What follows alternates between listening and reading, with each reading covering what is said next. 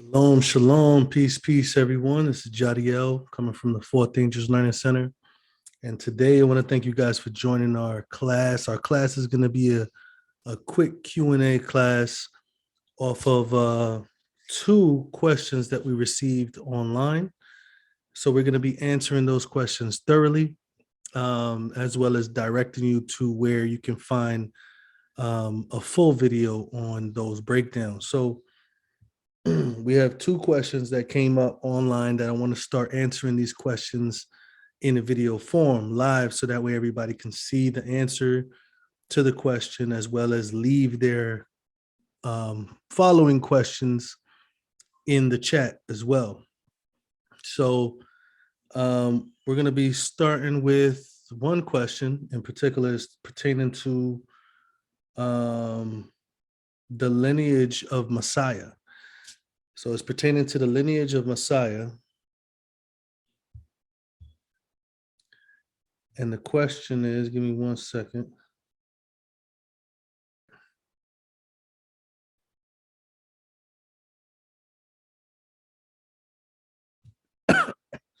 So the first question that we're going to answer online is,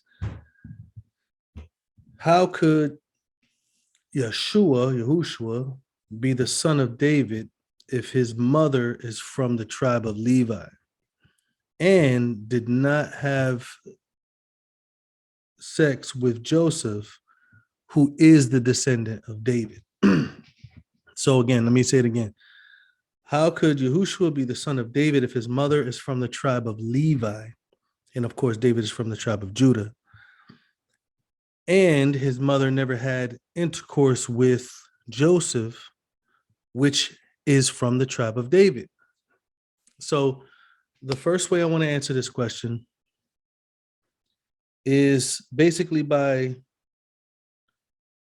breaking down the lineage. We have to see the lineage. So one instance, I want to just say Mary is not from the line of Levi. She is not from the line of Levi.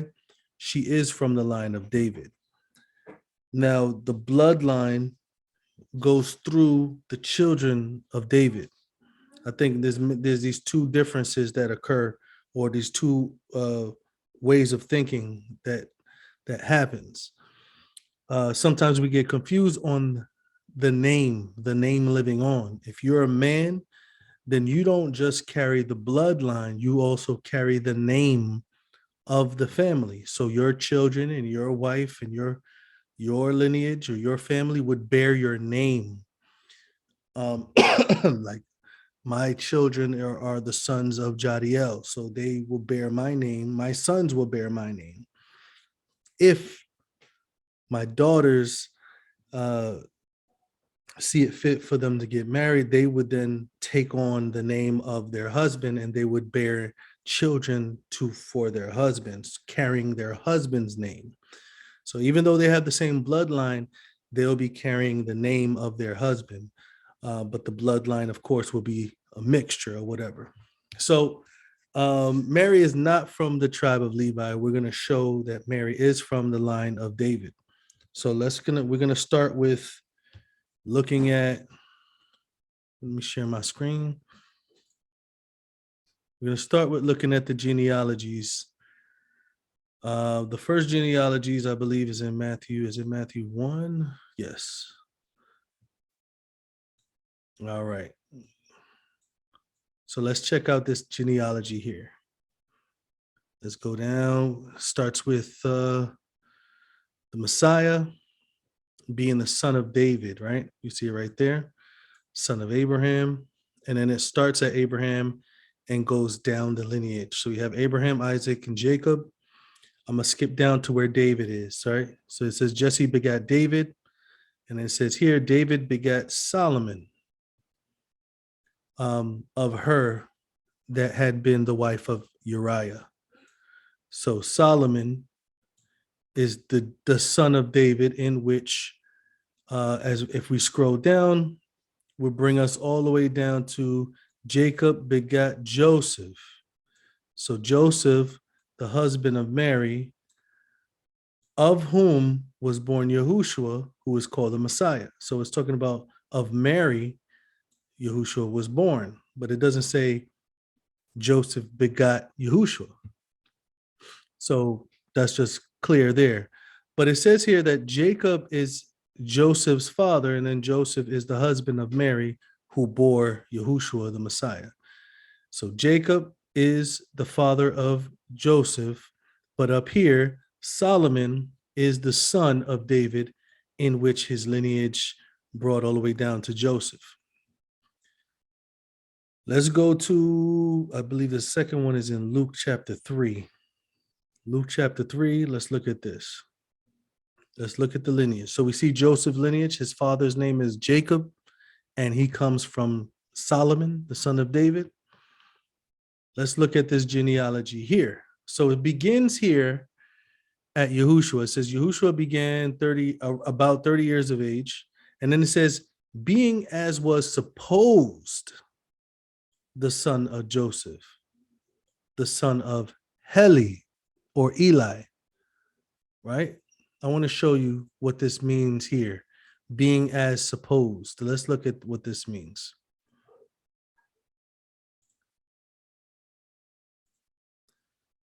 It says by law, or a custom, or by extension, to deem or regard. Extension. They didn't have no term like stepfather in scripture. So this one is saying by law, as what does it say here? Let's look at this one. Nomizo, the Greek word for law is nomos. So nomizo means in regards by law. In regards by law. So by law, of course, by the law of marriage, Yahushua himself, by law, being by law, the son of Joseph. Being by law, the son of Joseph. And then it says the son of Heli, but we just saw in Matthew that his father's name is Jacob. So if he is the son by law, son-in-law, that means that he is Heli's son-in-law. He is Heli's son-in-law, and therefore he is the father by law to Yahushua. So if he's Heli's son-in-law, whose father is Heli? Of course, it's talking about Mary's lineage, because it's Mary in marriage. He is the son-in-law of Heli. But let's go back. Let's go up to where David is so we can get a little bit more insight, right? So it says here, the son of Jesse, he came from Obed. So Obed had a son named Jesse. Jesse had a son named David. And David had a son named Nathan. David had a son named Nathan. Do we understand? Joseph is from the line of Solomon, who is the son of David. Mary is from the line of Nathan, which is the son of David. So both Mary and Joseph was from the line of David through two different sons, through Nathan and through Solomon. You understand? So according to Luke chapter 3, it acknowledges that Joseph is the son-in-law of Heli, not the son. He is not the one that begot Yahushua. He's the son-in-law of Heli or Eli, which comes from the line of Nathan, which is David's line or David's lineage. Okay? So you can go do some research and you can definitely find that Nathan is actually the son of David. David has 16 sons, I believe, 16 sons. It doesn't mention all 16, but it does mention all 16, but it doesn't frequently speak of all of his 16 sons. So to the question, Mary is not from the tribe of Levi, and Messiah is from the line of David, because Mary's blood line is from the line of David, not from Levi. All right. So that's the first question that we had. And then we're going to answer this question. We're going to kind of keep it short, but please feel free to send in your questions. We'll love to have a Q&A session where we break down all these things live for you. Just send in your questions. This is what we do. We're trying to bring understanding so that way Yah's people could be one mind, to have one mind according to his word, according to his will, and not all these different separate ideas. You know, Yahuwah wants us to restore the understanding clearly so that way when we go to the world or when we speak to the world, we don't look crazy. We don't look all confused and we don't look all divided. So the next question. The next question is, does the new moon equate to a Shabbat? Does the new moon equate to a Shabbat? Let me see if I could pull up a few verses.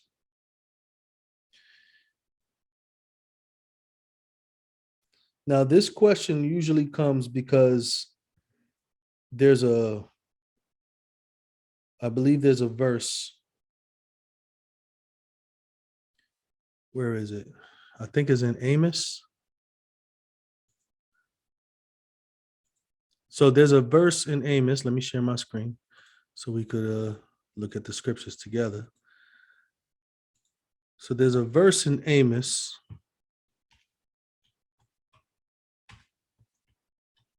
where people think, because of the reference of how it's being used, Amos chapter 8,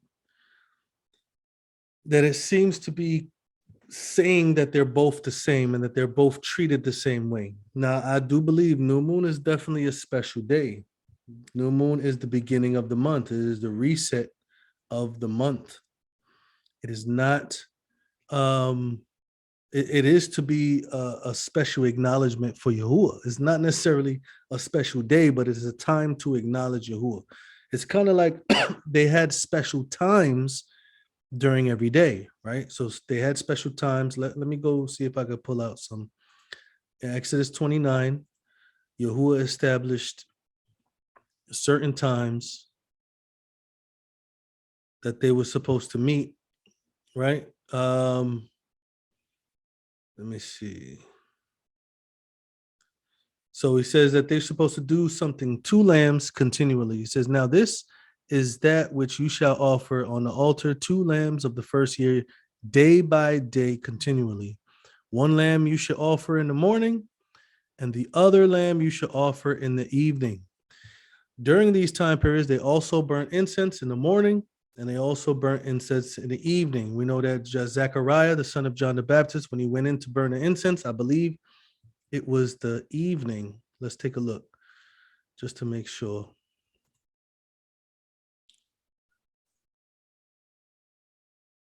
Right?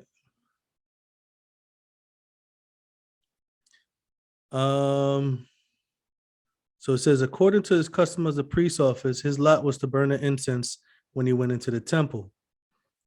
And it says, and the whole multitude were praying without at the time of incense. The time of incense. I don't think it's going to say it here.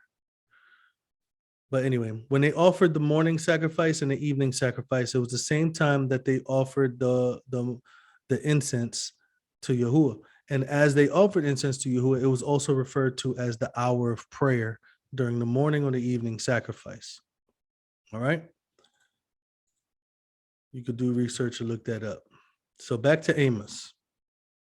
So even though these are important times during the day to acknowledge Yahuwah in the morning and before you go to bed, it doesn't mean that the whole day is treated as a Shabbat or every single day is treated as a Shabbat. So on the new moons, there was a recognition. Let me go to Numbers chapter 10.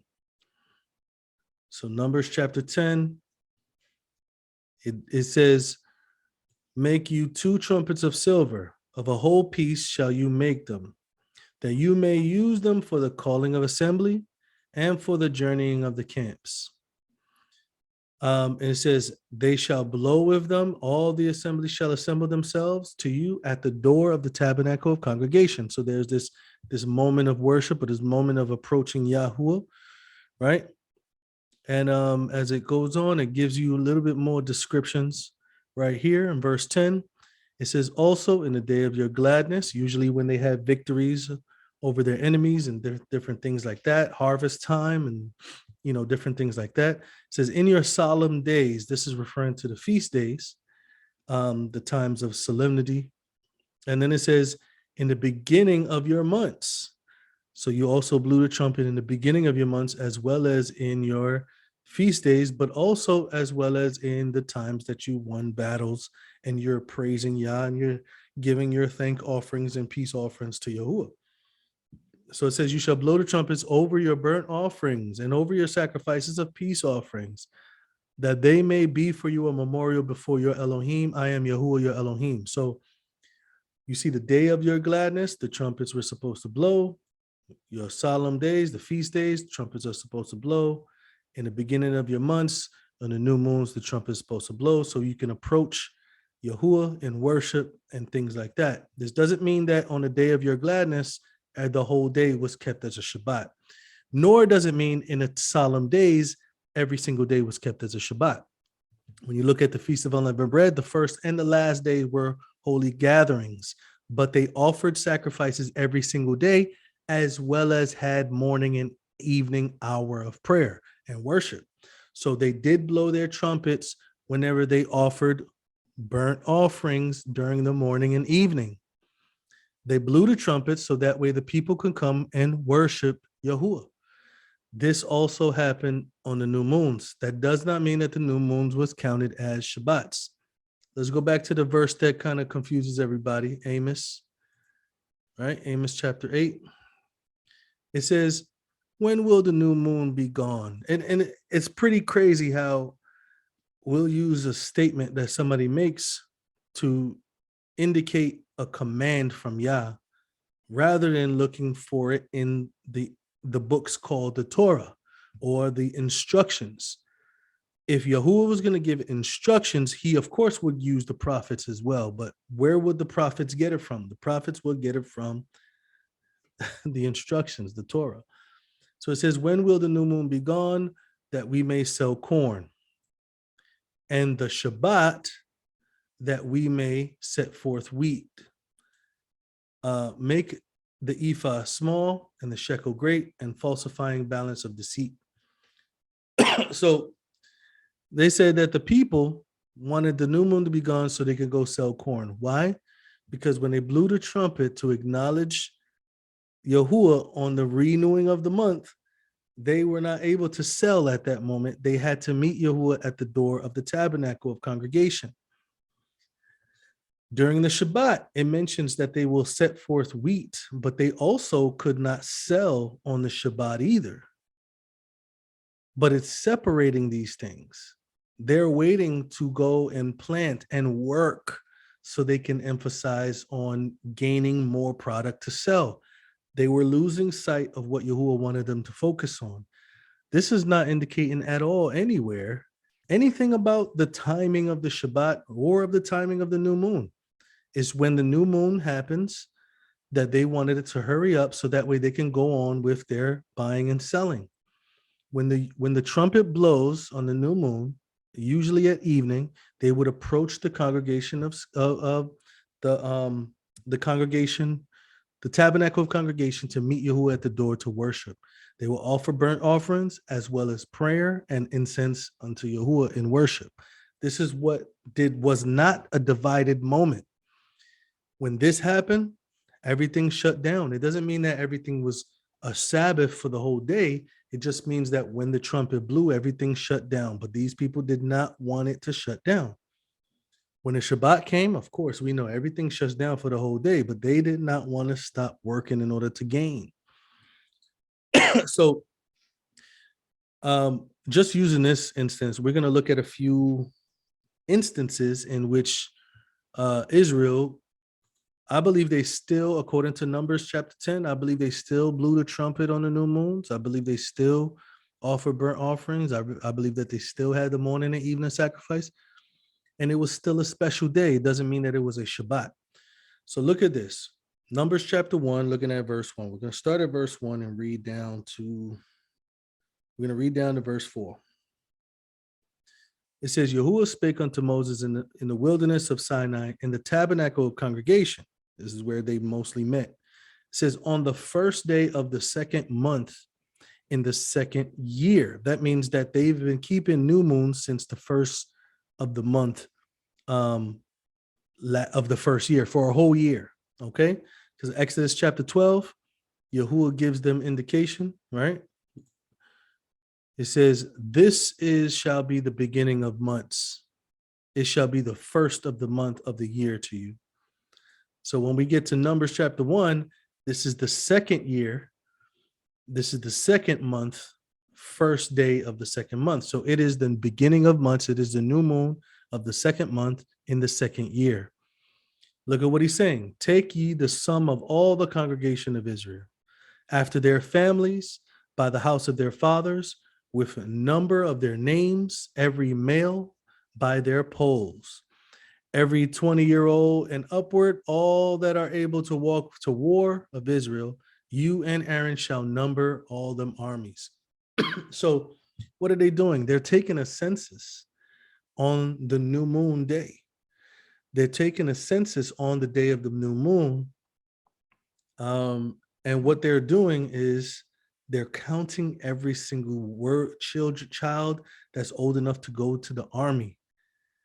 They're counting every single person, every male, and they're counting them from ages 20 years and older that's able to go to war. So it's very interesting how this is supposed to be a Shabbat and they're taking a whole census. This is like going to the DMV. And this was not a small people. This was hundreds and thousands of people being counted to see who has the right age for war. Pretty sure this wasn't a Shabbat. Ain't nothing restful about that. And on top of that, look who had to do it. You and Aaron shall number them by their families. It's like Moses and Aaron had to take that whole time to count all of these people, and it goes through all the names. Then after that, it says, Moses and Aaron took these men, which were expressed by name, and they assembled all the congregation together on the first day of the second month, again, on the new moon. This is the same day. They declared the pedigrees of their families.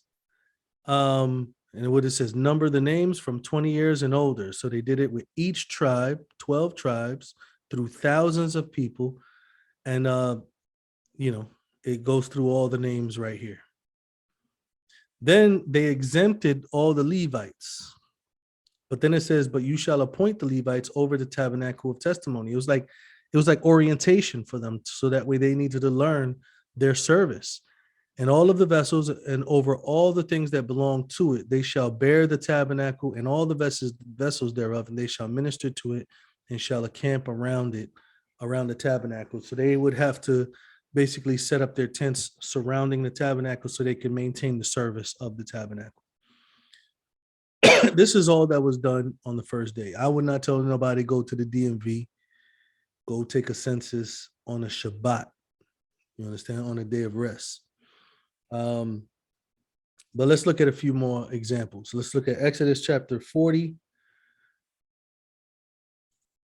Exodus chapter 40, verse 2, it says, on the first day of the first month, you shall set up the tabernacle of the tent of the congregation. This is the next year. So this is the month before the new moon, before they took the census. This is the first new moon of the first month. And it says, you shall put thereon the ark of the testimony, a cover, the ark with the veil.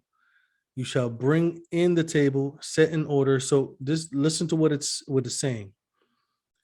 You shall set the burning altar offering before the door of the tabernacle of the tent of congregation. He's basically setting up the whole sanctuary in order for him to anoint and sanctify everything. Then you shall bring Aaron and his sons to the door of the tabernacle congregation and wash them with water. This is, he's basically setting everything up in order for it to be functional. And remember, it says it came to pass the first month, the second year, on the first day that the tabernacle was reared up. Remember, this is the month before the month we just talked about. In Numbers chapter 1, verse 1 is talking about the second month of the second year, the first day. This is talking about the first day of the first month of the second year. So 2 new moons, they had to do a lot of work. You know, right here, look at what it says. Moses reared up the tabernacle, fastening the sockets, setting up the boards, putting in the bars thereof, reared up the pillars. Well, guess what they did on the Shabbat? Well, on the Shabbat, they had a preparation day, so they did not do anything on the Shabbat because they had a preparation day that was commanded to them in Exodus chapter 16. So again, shows that the new moon is not counted as a Shabbat. There's quite a few different instances, but I think this should suffice. So the question again is the new moon equated to a Shabbat according to Amos chapter 8? No, it should not. Amos chapter 8 does not indicate whether it's a whether they're keeping the whole day, whether it's a partial day. This is just talking about wicked thinking during the times of worshiping Yahuwah. During the time you're supposed to acknowledge him on a new moon day, you have the wicked thinking like, when is this going to be over so I can go and sell, make some money? Then you have the same thing with the Shabbat. The mindset is, when is this going to be over so I can go and plant and get some products to sell? So the mindset is what's being brought to our attention, not how the day is being kept or how long of the day is being kept in a solemn way. But the new moon, I do acknowledge, especially in the evening when the new moon evening starts, because the new moon starts, the moon rules the night, according to Genesis 1:14. The new moon rules the night. So it indicates things to us. It tells us things at night. So when the night comes of the new moon, this is when we acknowledge, this is a renewing of the monthly cycle. So I hope that this was clear. I hope this answered your question. Please send us more questions. We would love to hear more questions from you and create more live Q&A videos for you. If there's anything else, please contact us at 4alc.com.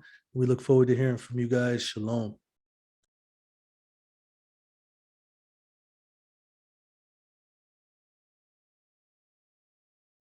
Shalom, shalom. Thank you guys for joining our study today. I hope that it was edifying. And if you want to support this ministry, you can support us on 4alc.com. And don't forget to subscribe to this YouTube page. Click the like button and the notification bell. I hope to see you guys on the next study. Shalom, guys.